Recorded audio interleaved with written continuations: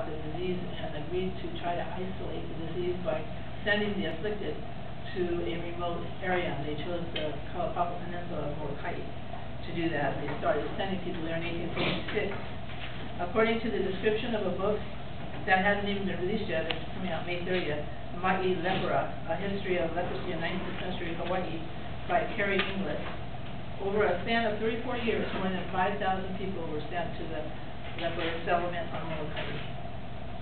And in the beginning of that isolation period, they allowed you to take a person with you to help you. They called it okua, someone that didn't have the disease. Eventually, others went there too to help, and probably the most famous of those was Father Damien, who arrived in Hawaii in 1864. He went to Kalawao, the settlement where the people with leprosy were going to on the Kalaupapa Peninsula, Kalawao. In 1873, he went there as their resident priest, and there were 600 people there with leprosy. He offered religious services, of course, but he also dressed sores, built shelters, dug graves, and built coffins. He founded the Boys' Home in Kalawao, and probably most important, he was a fierce advocate for the community, badgering the government and his own church for more resources. And in the process, he raised worldwide awareness of Hansen's disease. He contracted the disease in 1885 and died from it in 1889. According to Boynton, after Father Damien's death, the people of England established a fund and a commission for the scientific investigation of Hansen's disease. Father Damien was canonized made a saint in 2009.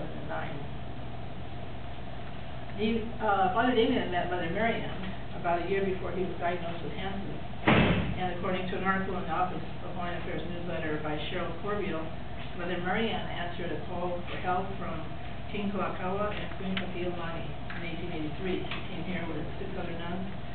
She managed the Kaka'ako Hospital, which was a receiving station for Hansen's patients. And she formed the Helenaleani Home for Healthy Daughters in the Kaka'ako Hospital, whose parents were there, patients in the hospital or had been sent to Molokai. Nobody else would help these children because they were so closely associated with the disease. So, and then according to an article in the Vatican Library, no new patients had been sent to Molokai for several years, and that was new information to me. But in 1887, the government changed overnight, which I didn't know about. That's the Banned Constitution.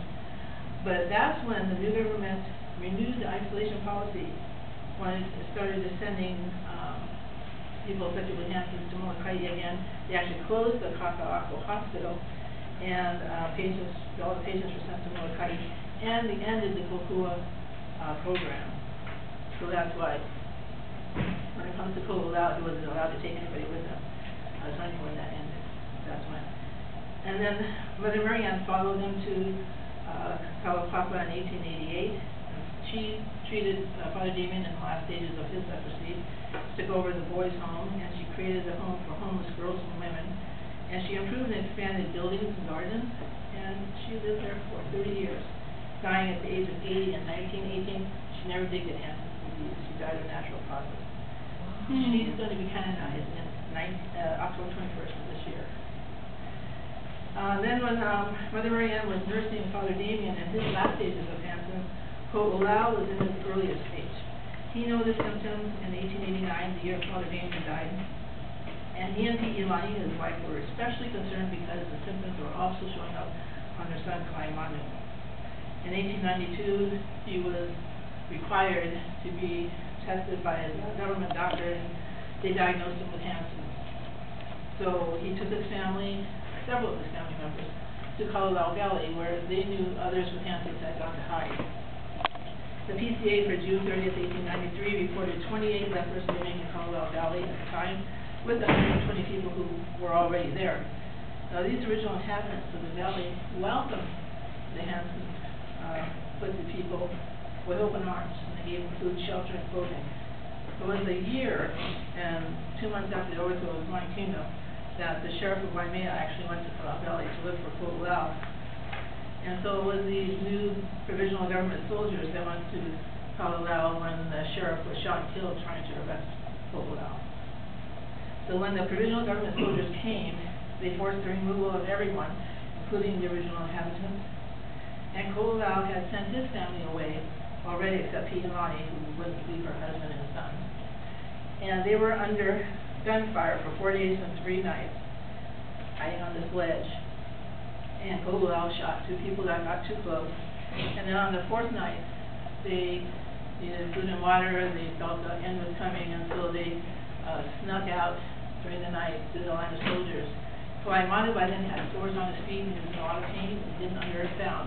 And so they were not detected, they got through, and the next day they watched from a distance while cannon fire in their former hiding place completely demolished it. So they barely escaped that. They were never found. They were on hiding in that valley for 3 years, 5 months, and 2 or more weeks. They buried their son together. And then when Ko'olau died, Helenaleani buried her husband all by herself with a pocket knife and a small adze. Helenaleani never got Hansen's disease. So we've looked at what Hansen's disease is, what leprosy is. We looked at its arrival here in Hawaii, and how it created fear and persecution. And we looked at how the situation created behaviors in poor people. Oops.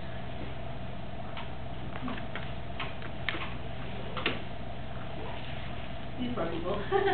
St. Damien, St. Marianne, Helenaleani, and Ko'olau. 4 of these people died of Hansen's disease, and 4 miraculous, and two of them died, and 2 of them miraculously did not die.